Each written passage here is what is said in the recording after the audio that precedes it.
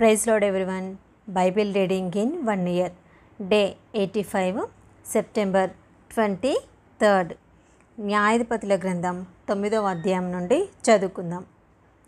యెరుబ్బయలు కుమారుడైన అబీమెలెకు షేకెములోనున్న తన తల్లి సహోదరుల యొద్దకు పోయి వారితోనూ తన తల్లి పితరుల కుటుంబీకులందరితోనూ మీరు దయచేసి షేకెము యజమానులందరూ వినినట్లు వారితో మాట్లాడి మీకేది మంచిది, యెరుబ్బయలు యొక్క కుమారులైన 70 మంది మనుషులందరూ మిమ్మును ఏలుట మంచిదా, ఒక్క మనుషుడు మిమ్మును ఏలుట మంచిదా, నేను మీ రక్త సంబంధినని జ్ఞాపకం చేసుకునడి అని పలుకుడనెను. అతని తల్లి సహోదరులు అతని గూర్చి షేకెము యజమానులు వినునట్లు ఆ మాటలన్నీ చెప్పగా వారు ఇతడు మన సహోదరుడనుకొని తమ హృదయము అబీమెలెకు తట్టు త్రిప్పుకొనిరి. అప్పుడు వారు బయల్బెరీతు గుడిలో నుండి 70 తులముల వెండి తెచ్చి అతనికి ఇయ్యగా వాటితో అబీమెలెకు అల్లరి జనమును కూలికి పెట్టుకొనెను. వారు అతని వశమున నుండిరి. తర్వాత అతడు ఒఫ్రాలోనున్న తన ఇంటికి పోయి యెరుబ్బయలు కుమారులను తన సహోదరులనైన ఆ 70 మంది మనుషులను ఒక్క రాతి మీద చంపెను. యెరుబ్బయలు చిన్న కుమారుడైన యోతాము మాత్రమే దాగి ఉండి తప్పించుకొనెను. తర్వాత షేకెము మనుషులందరూ మిల్లో ఇంటి వారందరిని కూడివచ్చి షేకెములోనున్న మస్తకి వృక్షం క్రింద దండుపాలెమునొద్ద అబీమెలెకును రాజుగా నియమించిరి. అది యోతామునకు తెలియబడినప్పుడు అతడు పోయి గెరిజీము కొండ కొప్పున నిలిచి ఎలుగెత్తి పిలిచి వారితో ఇట్లనెను, షేకెము యజమానులారా, మీరు నా మాట వినినెడల దేవుడు మీ మాట వినును. చెట్లు తమ మీద రాజును ఒకనిని అభిషేకించుకొనవలెనని మనసు కలిగి బయలుదేరి మమ్మును ఏలుమని ఒలీవ చెట్టును అడగగా, ఒలీవ చెట్టు దేవునిని మానవులను దేనివలన నరులు సన్మానించుదురో ఆ నా తైలము నీకియ్యక మాని చెట్ల మీద రాజునై ఉండి ఇటు అటు ఊగుటకు నేను వచ్చేదనా అని వాటితో అనెను. అప్పుడు చెట్లు నీవు వచ్చి మమ్మును ఏలుమని అంజూరపు చెట్టును అడగగా, అంజూరపు చెట్టు చెట్ల మీద రాజునై ఉండి ఇటు అటు ఊగుటకు నా మాధుర్యమును నా మంచి ఫలములను నేనియ్యక మానుదునా అని వాటితో అనెను. అటు తర్వాత చెట్లు నీవు వచ్చి మమ్మును ఏలుమని ద్రాక్షవల్లిని అడగగా, ద్రాక్షవల్లి దేవునిని మానవులను సంతోషపెట్టు నా ద్రాక్షారసమును నేనియ్యక మాని చెట్ల మీద రాజునై ఉండి ఇటు అటు ఊగుటకు నేను వచ్చేదనా అని వాటితో అనెను. అప్పుడు చెట్లనియు నీవు వచ్చి మమ్మును ఏలుమని ముండ్ల పొద యొద్ద మనవి చేయగా, ముండ్ల పొద మీరు నిజముగా నన్ను మీ మీద రాజుగా నియమించుకొన గోరినెడల రండి, నా నీడను ఆశ్రయించుడి, లేదా అగ్ని నాలో నుండి బయలుదేరి లెబానోను దేవదారు చెట్లను కాల్చివేయనని చెట్లతో చెప్పెను. నా తండ్రి మీ నిమిత్తము తన ప్రాణమును నిర్లక్ష్యపెట్టి యుద్ధము చేసి మిద్యానీయుల చేతిలో నుండి మేము విడిపించెను. అయితే మీరు నా తండ్రి కుటుంబము మీదికి లేచి ఒక రాతి మీద అతని కుమారులైన 70 మంది మనుషులను చంపి అతని పనికెత్తే కుమారుడైన అబీమెలెకు మీ సహోదరుడైనందున షేకెము వారి మీద అతని రాజుగా నియమించి ఉన్నారు. యెరుబ్బయలు ఎడలను అతని ఇంటివారి ఎడలను మీరు ఉపకారం చేయకయు అతడు చేసిన క్రియలకు మీరు ప్రతిక్రియ చేయకయు అబీమెలెకును రాజుగా నియమించుకొనిన విషయంలో మీరు న్యాయముగాను యథార్థముగాను ప్రవర్తించినడల నేడు మీరు యెరుబ్బయలు ఎడలను అతని ఇంటివారి ఎడలను సత్యముగాను యథార్థముగాను ప్రవర్తించినడల అబీమెలెకునందు సంతోషించుడి, అతడు మీ యందు సంతోషించునుగాక. లేని ఎడల అబీమెలెకు నుండి అగ్ని బయలుదేరి షేకెము వారిని మిల్లో ఇంటి వారిని కాల్చివేయునుగాక. షేకెము వారిలో నుండి మిల్లో ఇంటి నుండి అగ్ని బయలుదేరి అబీమెలెకును దహించునుగాక అని చెప్పి తన సహోదరుడైన అబీమెలెకునకు భయపడి యోతాము పారిపోయి బెయేరునకు వెళ్ళి అక్కడ నివసించెను. అబీమెలెకు 3 సంవత్సరములు ఇశ్రాయేలీయుల మీద ఏలికయ్యై ఉండెను. అప్పుడు యెరుబ్బయలు 70 మంది కుమారులకు చేయబడిన ద్రోహఫలము వారిని చంపిన అబీమెలెకును వారి సహోదరుని మీదికిని అతడు తన సహోదరులను చంపునట్లు అతని చేతులను బలపరిచిన షేకెము యజమానుల మీదికిని వచ్చినట్లును వారు చేసిన ప్రాణహత్య వారి మీద వచ్చినట్లును దేవుడు అబీమెలెకును షేకెము యజమానులకును వైరము కలుగుటకై వారి మీదికి దురాత్మను పంపెను. అప్పుడు షేకెము యజమానులు అబీమెలెకును వంచిరి. ఎట్లనగా షేకెము యజమానులు కొండ శిఖరముల మీద అతని కొరకు మాటుగాండ్లను ఉంచి ఆ మార్గమున తమకు సమీపించిన వారిని అందరినీ దోచుకొనిరి. అది అబీమెలెకునకు తెలుపబడెను. ఏబేదు కుమారుడైన గాలును అతని బంధువులను వచ్చి షేకెమునకు చేరగా షేకెము యజమానులు అతన్ని ఆశ్రయించిరి. వారు పొలంలోనికి పోయి వారి ద్రాక్ష పండ్లను ఏరుకొని వాటిని త్రొక్కి కృతజ్ఞార్పణమును చెల్లించి తమ దేవతల మందిరంలోనికి పోయి అన్నపానములు పుచ్చుకొనుచు అబీమెలెకును దూషింపగా ఏబేదు కుమారుడైన గాలు ఇట్లనెను, అబీమెలెకు ఏపాటివాడు, షేకెము ఏపాటివాడు? మనము అతనికి ఎందుకు దాసులము కావలెను? అతడు యెరుబ్బయలు కుమారుడు కాడా? జెబులు అతని ఉద్యోగి కాడా? షేకెము తండ్రి అయిన హమోరు వారికి దాసులమగుదుము. కానీ మనము అతనికి ఎందుకు దాసులము కావలెను? ఈ జనము నా చేతిలో ఉండినడల ఆహా, నేను అబీమెలెకును తొలగింతును కదా అనెను. తర్వాత అతడు అబీమెలెకుతో నీ సేనను ఎక్కువ చేసి బయలుదేరి రమ్మనెను. ఆ పట్టణ ప్రధాని అయిన జెబులు ఏబేదు కుమారుడైన గాలు మాటలను వినినప్పుడు అతని కోపాగ్ని మండెను. అప్పుడతడు అబీమెలెకు నొద్దకు రహస్యముగా దూతలను పంపి, ఇదిగో, ఏబేదు కుమారుడైన గాలును అతని బంధువులను షేకెమునకు వచ్చి ఉన్నారు. వారు నీ మీదికి పట్టణమును రేపుచున్నారు. కావున రాత్రి నీవును నీతోనున్న జనులను లేచి పొలములో మాటుగా నుండుడి. ప్రొద్దున సూర్యుడు ఉదయింపగానే నీవు త్వరగా లేచి పట్టణము మీద పడవలెను.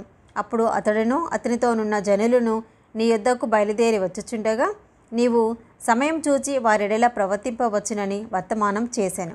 అబీమెలెకును అతనితోనున్న జనులందరూ రాత్రివేళ లేచి 4 గుంపులై షేకెము మీద పడుటకు పొంచి ఉండిరి. ఏబేదు కుమారుడైన గాలు బయలుదేరి పట్టణపు గవిని దగ్గర నిలిచినప్పుడు అబీమెలెకును అతనితోనున్న జనులను పొంచియుండుట చాలించి లేచిరి. గాలు ఆ జనులను చూచి జెబులుతో, ఇదిగో, జనులు కొండ శిఖరముల మీద నుండి దిగివచ్చుచున్నారనగా జెబులు, కొండల ఛాయలు మనుషులను పోలి నీకు కనబడుచున్నవని అతనితో చెప్పెను. గాలు, చూడుము, దేశపు ఎత్తైన స్థలము నుండి జనులు దిగివచ్చుచున్నారు. ఒక దండు శకునగాండ్రు మస్తకి వృక్షపు త్రోవను వచ్చుచున్నది అనెను. జెబులు అతనితో, ఆహాహా, మనము అతన్ని సేవింపవలసినందుకు అబీమెలెకు ఎవడని నీ మాట ఏమాయను? ఇది నీవు తృణీకరించిన జనము కాదా? పోయి వారితో యుద్ధం చేయుడనగా గాలు షేకెము యజమానుల ముందర బయలుదేరి అబీమెలెకుతో యుద్ధము చేసెను. అబీమెలెకు అతని తరుమగా అతడు అతని ఎదుట నిలవలేక పారిపోయెను. అనేకులు గాయపడి పట్టణపు గవిని ప్రవేశించు చోట పడిరి. అప్పుడు అబీమెలెకు అరుమాలో దిగెను. గాలును అతని బంధువులను షేకెంలో నివసింపకుండా జెబులు వారిని తోలివేశెను. మరునాడు జనులు పొలంలోనికి బయలువెళ్ళిరి. అది అబీమెలెకునకు తెలియబడగా అతడు తన జనులను తీసుకొని 3 తెగలుగా చేయగా వారు ఆ పొలంలో మాటుగా ఉండిరి. అప్పుడతడు చూడగా జనులు పట్టణం నుండి బయలుదేరి వచ్చుచుండిరి. కనుక అతడు వారి మీద పడి వారిని హతము చేసెను.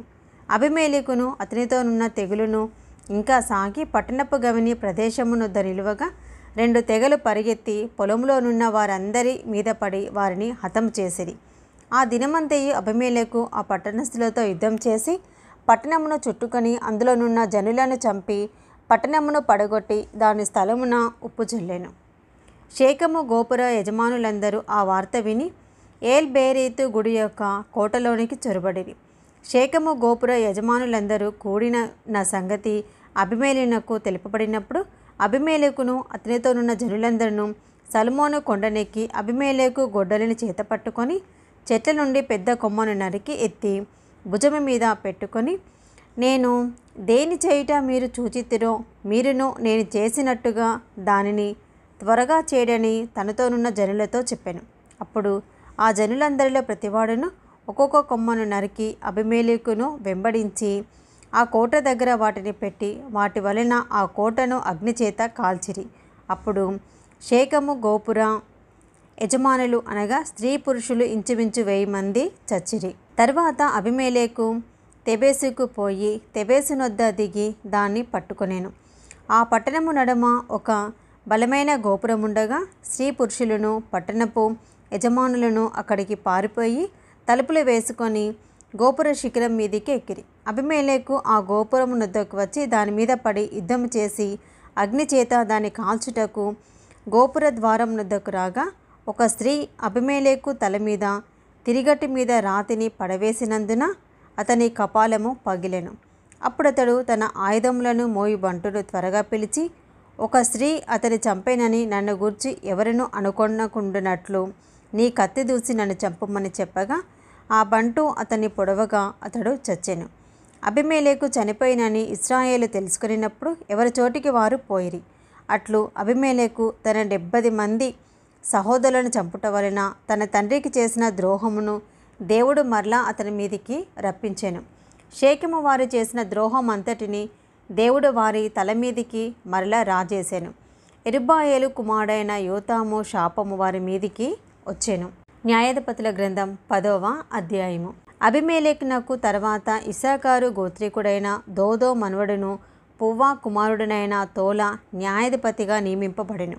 అతడు ఎఫ్రాయిమీల మన్యమందలి షామీరులో నివసించిన వాడు. అతడు 23 సంవత్సరములు ఇశ్రాయేలుకు న్యాయాధిపతి ఉండి చనిపోయి షామీరులో పాతిపెట్టబడెను. అతని తర్వాత గిలాదు దేశస్థుడైన యాయీరు నియమింపబడిన వాడై 22 సంవత్సరములు ఇశ్రాయేలుకు న్యాయాధిపతిగా ఉండెను. అతనికి 30 మంది కుమారులుండిరి. వారు 30 గాడిద పిల్లలనెక్కి తిరుగువారు. 30 ఊరులు వారికి ఉండెను. నేటి వరకు వాటికి యాయీరు గ్రామములని పేరు. అవి గిలాదు దేశంలో ఉన్నవి. యాయీరు చనిపోయి కామోనులో పాతిపెట్టబడెను. ఇశ్రాయేలీయులు యెహోవా సన్నిధిని మరలా దుష్ప్రవర్తనులైరి. వారు యెహోవాను విసర్జించి ఆయన సేవ మానివేసి బయలులను అష్తారోతును అని సిరియనుల దేవతలను, సీదోనీల దేవతలను, మోయాబీల దేవతలను, అమ్మోనీల దేవతలను, ఫిలిస్తీయుల దేవతలను పూజించుచూ వచ్చిరి. యెహోవా కోపాగ్ని ఇశ్రాయేలు మీద మండగా ఆయన ఫిలిస్తీయుల చేతికిని అమ్మోనీయుల చేతికిని వారిని అప్పగించెను. కనుక వారు ఆ సంవత్సరము మొదలుకొని ఇశ్రాయేలును అనగా యొర్దాను అవతలనున్న గిలాదు నందలి అమోరీల దేశంలో కాపురమున్న ఇశ్రాయేలును 18 సంవత్సరములు చితికగొట్టి అణచివేసిరి. మరియు అమ్మోనీయులు యూదా దేశస్థులతోనూ బెన్యామీనులతోనూ ఎఫ్రాయిమీలతోనూ యుద్ధం చేయుటకు యొర్దానును దాటిరి. కనుక ఇశ్రాయేలుకు మిక్కిలి శ్రమ కలిగెను. అప్పుడు ఇశ్రాయేలీయులు, మేము నీ సన్నిధిని పాపం చేసి ఉన్నాము, మా దేవుని విడిచి బయలులను పూజించి ఉన్నామని యెహోవాకు మొరపెట్టగా యెహోవా ఐగుప్తీయుల వశంలో నుండి, అమోరీల వశంలో నుండి, అమ్మోనీయుల వశములో నుండి, ఫిలిస్తీయుల వశంలో నుండి మాత్రము కాక సీదోనీయులను, అమాలేకీయులను, మయోనీయులను మిమ్మును బాధపరిచినప్పుడు వారి వశంలో నుండి నేను మిమ్మును రక్షించి తిని కదా. అయితే మీరు నన్ను విసర్జించి అన్య దేవతలను పూజించి తిని కనుక నేను ఇకను మిమ్మును రక్షింపను. పోయి మీరు కోరుకొనిన దేవతలకు మొరపెట్టుకొనడి. మీ శ్రమకాలము అవి మిమ్మును రక్షించునేమో అని ఇశ్రాయేలుతో సెలవిచ్చెను. అప్పుడు ఇశ్రాయేలీయులు, మేము పాపము చేసి ఉన్నాము, నీ దృష్టికి ఏది అనుకూలమో దాని చొప్పున మాకు చేయము, దయచేసి నేడు మమ్మను రక్షింపమని చెప్పి యెహోవాను సేవింపవలెనని తమ మధ్య నుండి అన్య దేవతలను తొలగింపగా ఆయన ఆత్మ ఇశ్రాయేలుకు కలిగిన దురవస్థను చూసి సహింపలేకపోయాను.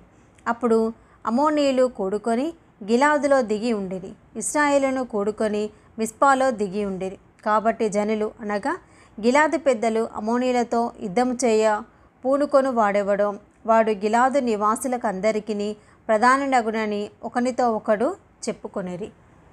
ఇది ఈరోజు భాగం అండి. Praise the lord.